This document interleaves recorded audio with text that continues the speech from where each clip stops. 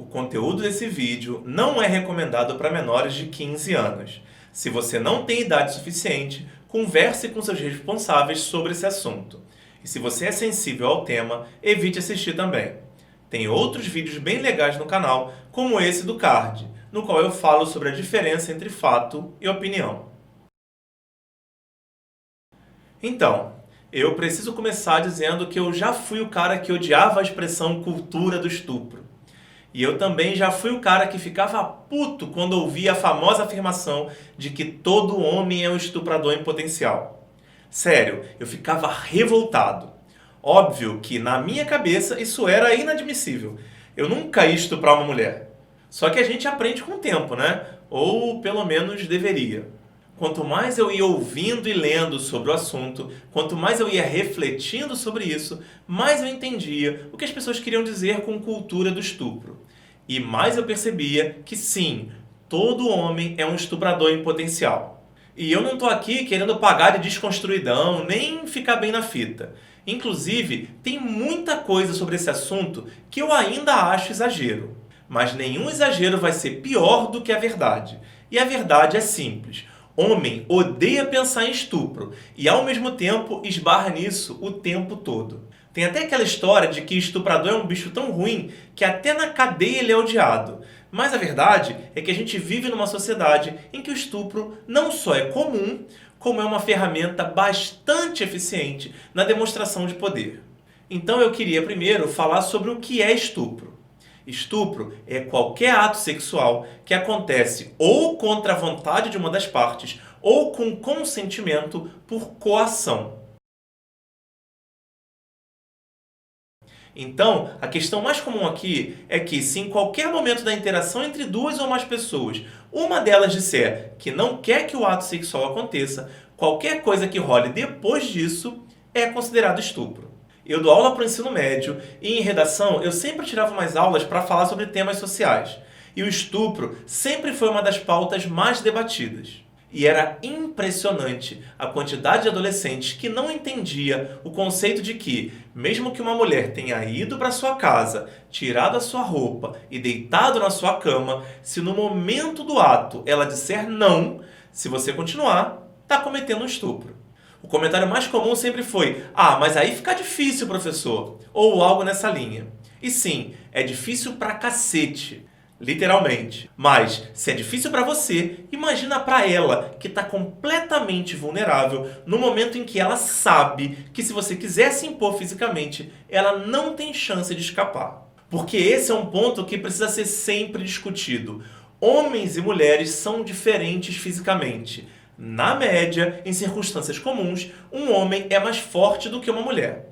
Se uma mulher quiser estuprar um homem através da imposição física, a menos que os dois estejam fora da curva do que é fisicamente comum, ela não vai conseguir. Simplesmente porque o homem tem força para se desvencilhar e fugir. E a mulher não tem. E, só para deixar claro, sexo aqui não é só penetração. Não é à toa que sexo oral tem esse nome. E até masturbação entra nessa história. Sim, mão naquilo também é estupro.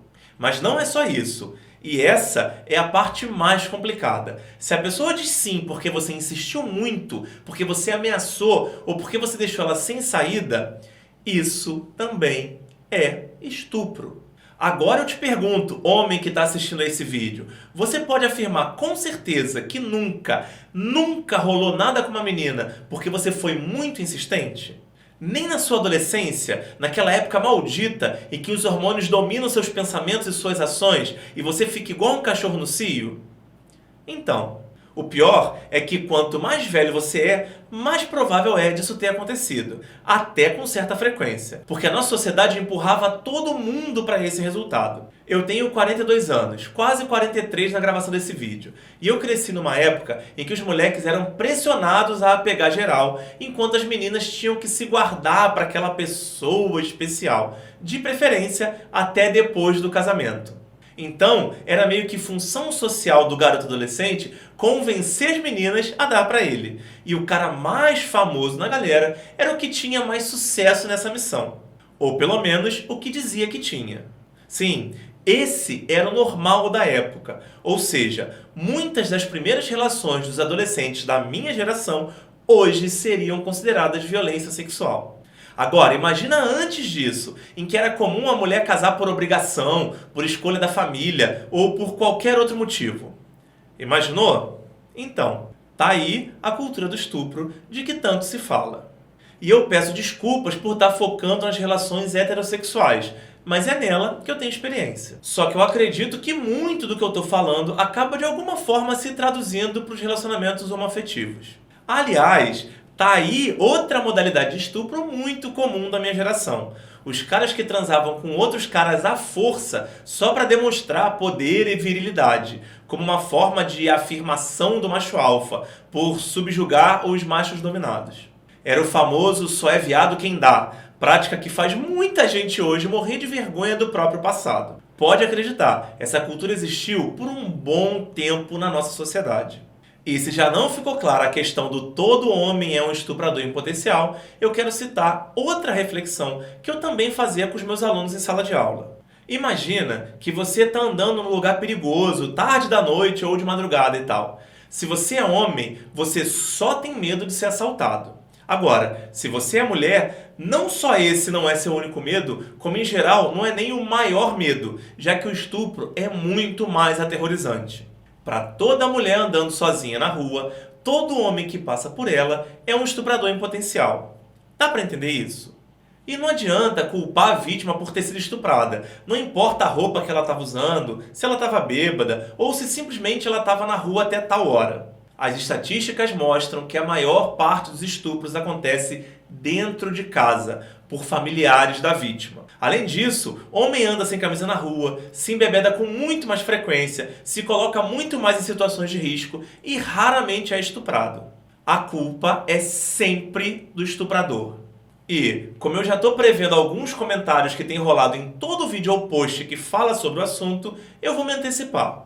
É óbvio que tem mulher que pode forjar uma situação para sacanear um cara, e que isso geralmente é fatal para a vida de um homem, a menos que ele seja o Neymar. Mas eu volto a falar o que eu disse lá no começo do vídeo. O número de casos de falsas acusações é ínfimo em relação ao de estupros não relatados pelas vítimas ou não levados a sério pela família, pelos amigos, pelas autoridades. Não dá para comparar. Então, o mínimo que a gente precisa fazer é se olhar no espelho, entender a ameaça que a gente pode apresentar e fazer o máximo possível para que essa situação diminua. Porque ela dificilmente vai acabar. Basta você ver a quantidade de cidadãos de bem que não conseguem entender nada disso do que eu acabei de falar. Se você for uma pessoa a mais a entender esse problema, nossa sociedade já vai ser um pouquinho melhor.